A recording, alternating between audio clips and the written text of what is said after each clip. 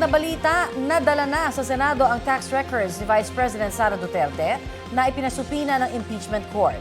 Dinala ng ilang tauhan ng Bureau of Internal Revenue at inaasahang formal na tatanggapin ng Clerk of Court ng impeachment court.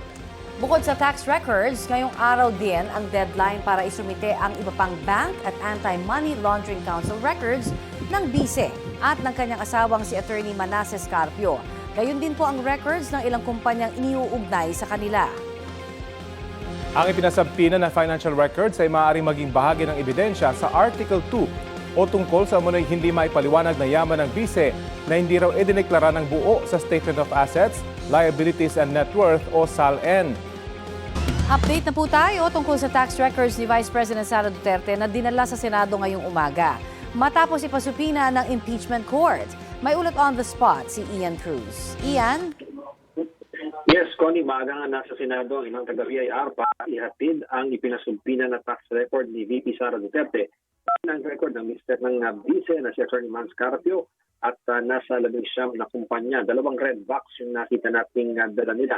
Tumanggi magbigay ng pahayag ang mga taga-BIR.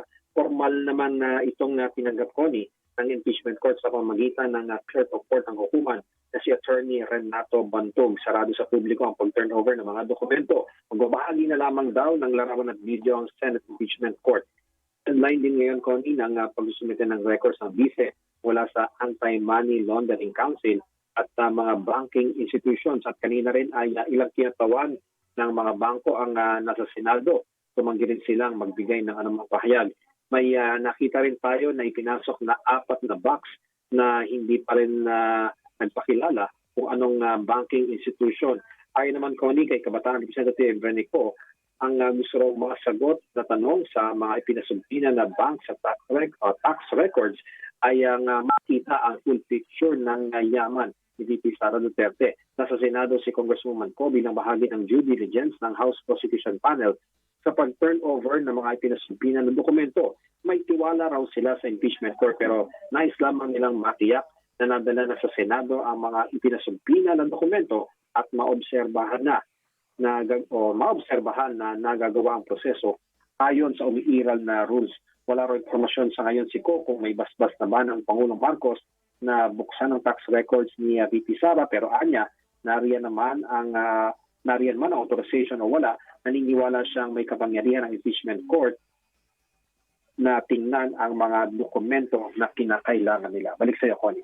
Ano ang gagawin at saan dadalhin ang mga makukuhang dokumento ng impeachment court, Ian? Well, Connie, yung impeachment court, sila na ngayon ang kahawak nito at magtatago. Sapagkat, Connie, sa ngayon, pinasumpina pa lamang ito, pero hindi pa nangangahulog ang ebidensya na kaagad ito. So, nasa kanila lamang posesyon ito para kapag kinailangan at may basbas na ng korte, ay pwede nilang makuha anytime. At ako, malaking tanong din dyan, kung may basbas na ba ang Pangulo na bulat-latin talaga itong tax records ni VP Sara.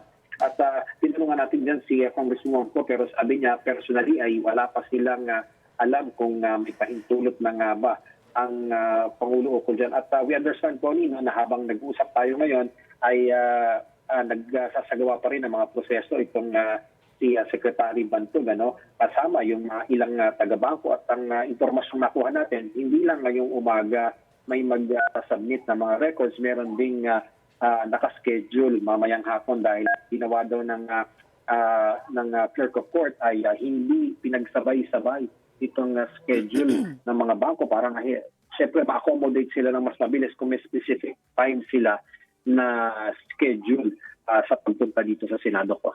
Maraming salamat sa iyong update, Ian Cruz.